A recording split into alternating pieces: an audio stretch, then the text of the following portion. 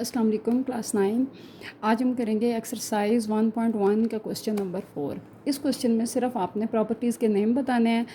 इसमें वो कहता है name the property used in the following. ठीक है कि ये जो फॉलोइंग क्वेश्चंस हैं इनमें जो प्रॉपर्टीज़ यूज़ हुई हैं सिर्फ आपने उनके नेम बताने हैं। ठीक है, तो ये क्वेश्चन आप तभी बता सकते हैं, इसको सॉल्व कर सकते हैं जब आपको प्रॉपर्टीज़ के नेम जो हैं वो पता हो। ठीक है, आपकी बुक के ऊपर पेज है, पेज नंबर 7। ठीक है, इसके ऊपर तमाम प्रॉपर्टीज़ जो है ना वो लिखी हुई हैं। एडिटिव प्रॉपर्टीज़ भी लिखी हुई हैं। ठीक है, ये आए हैं आपकी एडिटिव प्रॉपर्टीज़ और ये हैं आपकी मल्टीप्लिकेटिव प्रॉपर्टीज़।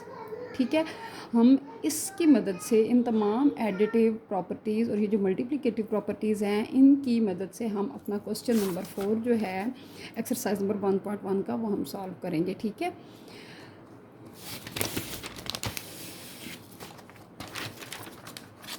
देखें हमारा क्वेश्चन नंबर 1 है, name the following property used in followings. ठीक है, हमने बताना है प्रॉपर्टी जो यूज्ड हुई हैं फॉलोइंग्स नीचे वाले क्वेश्चन में। हमारे पास पहला सवाल है a+4 जो कि ब्रैकेट में है, उसके आगे फिर प्लस b, ठीक है, is equal to a plus और ब्रैकेट के अंदर 4+b। ठीक है, अब देखें कि इसमें हमारे पास 3 वैल्यूज़ यूज़ हुई हैं, a+4+b। ठीक है, और इक्वल की दूसरी साइड पे भी सेम वही 3 वैल्यूज़ जो हैं वो यूज़ हुई हैं।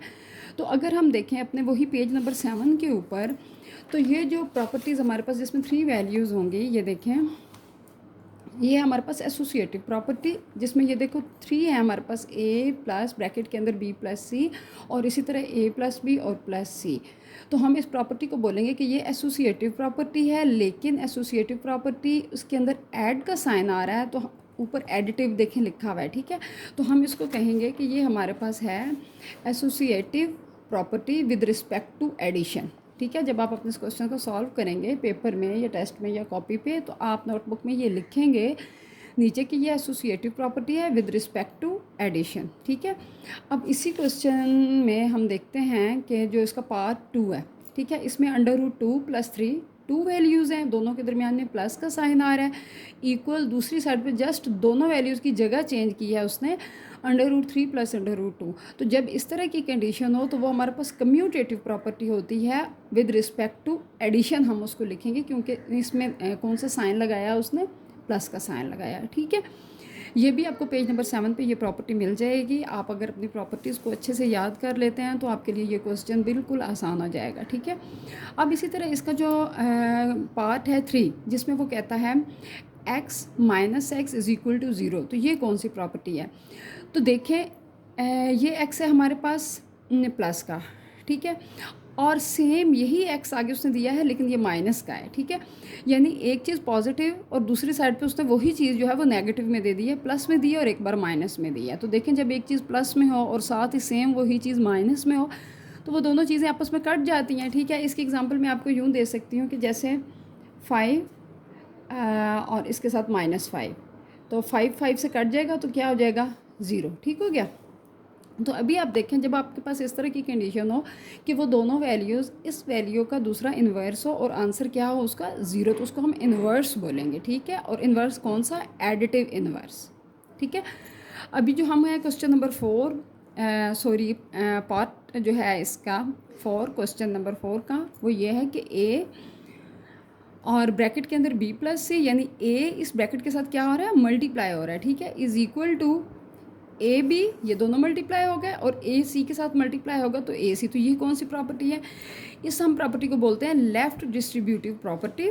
ठीक है, और ये प्रॉपर्टी दी गई है आपके पेज नंबर 7 के ऊपर ही, ये देखें distributive property, A × B+C = A B के साथ मल्टीप्लाई हो रहा है, AB, और A जब C के साथ मल्टीप्लाई होगा तो AC is called left distributive property of multiplication over addition. आप चाहे तो ये सारा लिख सकते हैं मल्टीप्लिकेशन ओवर एडिशन, और चाहे तो ये भी लिख सकते हैं लेफ़्ट डिस्ट्रीब्यूटिव प्रॉपर्टी। ठीक है, ये भी आपके पेज नंबर 7 के ऊपर है। आपने इसको इस तरह लिखना है, left distributive property, multiplication over addition भी लिख सकते हैं और जस्ट इसको प्रॉपर्टी तक भी लिख सकते हैं, लेफ़्ट डिस्ट्रीब्यूटिव प्रॉपर्टी। ठीक है, इसी तरह अब हमारे पास क्वेश्चन जो है इसका क्वेश्चन नंबर 5 यानी 4 क्वेश्चन का 5 पार्ट, उसमें देखें कि हमारे पास कोई डिजिट है, अगर हम उसके अंदर ज़ीरो ऐड करते हैं तो देखें ये आपको भी पता है कि वो digit same as it is रहेगा, ज़ीरो मीन्स नथिंग, ठीक है। तो जब इस तरह का कोई सवाल हो कि वो एज इट इज़ ही उसका आंसर सेम वो ही रहे, तो उसको हम बोलते हैं आइडेंटिटी। और आइडेंटिटी कौन सी, उसके अंदर क्योंकि प्लस का साइन है तो हम उसको बोलेंगे एडिटिव आइडेंटिटी, ठीक हो गया। इसी तरह अगला जो है क्वेश्चन 6, उसमें हम 100 को मल्टीप्लाई कर रहे हैं 1 के साथ और इक्वल है 100 के। तो देखें ये भी सेम वही कंडीशन हो रही है कि जब हम किसी भी चीज़ को 1 के साथ मल्टीप्लाई करते हैं तो वो इट सेल्फ ही रहता है, ठीक है। तो जब इस तरह की कंडीशन हो कि उसको 1 के साथ हम मल्टीप्लाई कर रहे हैं और वो इट सेल्फ है, तो हम उसको भी आइडेंटिटी ही बोलते हैं। जैसे कि ऊपर वाले क्वेश्चन में देखें, हमने जब 0 ऐड किया तो 16 इट सेल्फ ही रहा, वही रहा सेम, तो हमने आइडेंटिटी बोला लेकिन एडिटिव बोला बिकॉज इसके अंदर प्लस का साइन था, ठीक है। अब ये वाला जो 100 वाला क्वेश्चन है, इसको भी हम आइडेंटिटी बोलेंगे, लेकिन इसके अंदर क्योंकि मल्टीप्लाई का साइन है तो हम इसको मल्टीप्लिकेटिव आइडेंटिटी बोलेंगे, ठीक है। अब जो क्वेश्चन नंबर हमारे पास 7 है, उसमें हमारे पास देखें फिर से 3 वैल्यूज़ उसने दे दी हैं। 4 मल्टीप्लाई ब्रैकेट के अंदर 5 मल्टीप्लाई 8 इज़ इक्वल टू, फिर ये वाला 4 और 5 ये दोनों उसने मल्टीप्लाई किए हैं और इस 8 को ब्रैकेट के बाहर निकाल दिया, ठीक है। तो ये भी देखिए हमारे पास कोई सी भी 3 वैल्यूज़ आ रही हैं। हमने जैसे कि पहले क्वेश्चन किया 3 वैल्यूज़ वाला, उसका मैंने एसोसिएटिव बोला, तो हम इसको भी एसोसिएटिव ही कहेंगे, लेकिन क्योंकि इसके अंदर मल्टीप्लाई का साइन आ रहा है तो हम इसको कहेंगे associative property with respect to multiplication, ठीक हो गया। अब हमारे पास इसी क्वेश्चन का जो लास्ट पार्ट है वो ये है कि 2 वैल्यूज़ हैं, दोनों वैल्यूज़ आपस में मल्टीप्लाई हो रही हैं और इक्वल के बाद भी सेम वही 2 वैल्यू हैं जो आपस में मल्टीप्लाई हो रही हैं। डिफरेंस सिर्फ ये है कि उनकी जगह चेंज है, ठीक है। तो जब 2 वैल्यूज़ हों तो ऑलवेज़ हम उसको कम्यूटेटिव प्रॉपर्टी बोलेंगे, लेकिन अब देखना ये है कि वो मल्टीप्लाई हो रही हैं या ऐड हो रही हैं। तो क्योंकि वो दोनों मल्टीप्लाई हो रही हैं तो हम उसको बोलेंगे commutative property with respect to multiplication, ठीक है। ये हमारा एक्सरसाइज 1.1 का क्वेश्चन 4 था।